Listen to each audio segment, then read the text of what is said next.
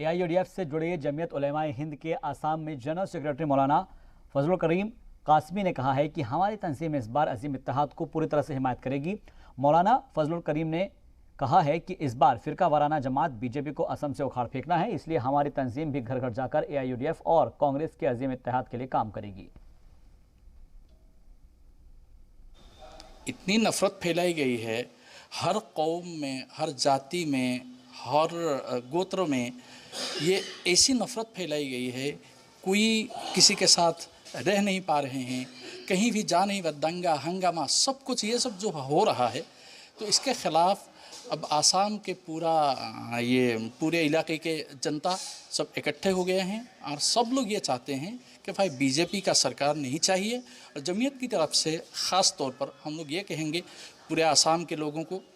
भाई देखो इस बार जो